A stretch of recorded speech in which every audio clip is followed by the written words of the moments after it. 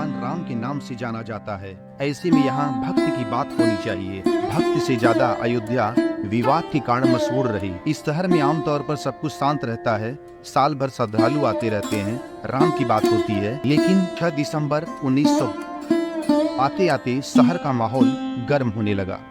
श्रद्धालु कम होने लगे और नेता बढ़ने लगे। धर्म से ज्यादा चर्चा विवाद की होने लगी। साल 1992 का वो वक्त सुबह के 9 बजे थे। कार्तिक पूर्णिमा पर सरयू में स्नान कर साधु और राम भक्त कार सेवा के लिए राम जन्मभूमि की ओर बढ़ रहे थे। पुलिस ने घेरा बनाकर उन्हें रोक लिया। वे जहाँ थे वहीं से सत्याग्रह पर बैठ गए और रामधुनी में रम गए। फिर आईजी ने आर्डर दिया और सुरक्षा बल एक्शन में आ गए। आंसू गैस के गोले दागे गए, लाठियां बरसाई गईं, लेकिन रामधुन की आवाज बुलंद रही। राम भक्त न उत्तेजित हुए, न डरे और न घबराए।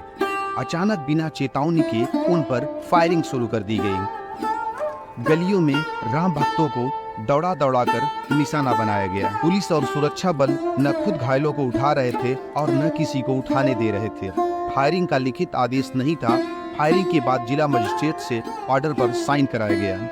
किसी भी राम भक्त के पैर में गोली नहीं मारी गई, सबके सिर और सीने में गोली लगी। तुलसी चौराहा खून से रंग गया।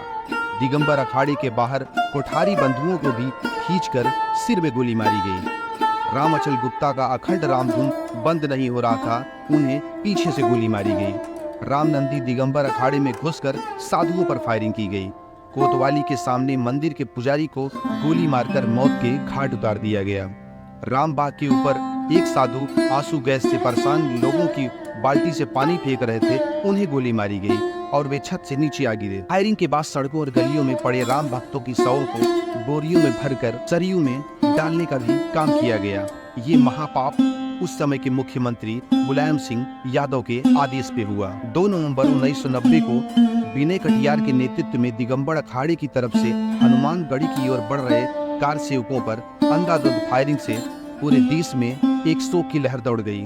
पूरा देश गुस्से में था। इसी दिन कोठारी बंधु भी शहीद हो गए। खबर ये थी कि 40 लोगों की मौत हुई है, लेकिन संख्या इससे ज्यादा की थी। करीब 100 से अधिक राम भक्तों की गोली मारकर हत्या कर दी गई। उनका दोष यही था कि वे प्रतिबंधित क्षेत्र राम जन्मभूमि की ओर बढ़ रहे थे। असल में 25 सितंबर 1990 को एक रथ यात्रा शुरू हुई थी सोमनाथ से अयोध्या तक, जिसका नेतृत्व आडवाणी जी कर रहे थे। इसी क्रम में मुलायम सिंह यादव उन्हें नीचा दिखाने का मौका ढूंढ रहे थे और मुसलमानों का नेता बनने की कोशिश कर रहे थे। इसी क्रम में बिहार में लालू यादव की सरकार थी। वहां पर उन्होंने आडवाणी को गिरफ्तार करके मुसलमानों का नेता बनने की कोशिश की।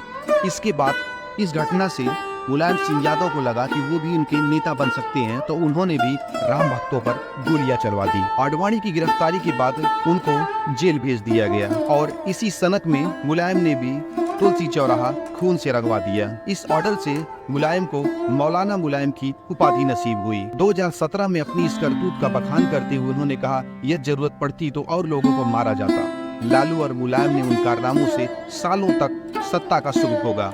बाद में समधी भी बने।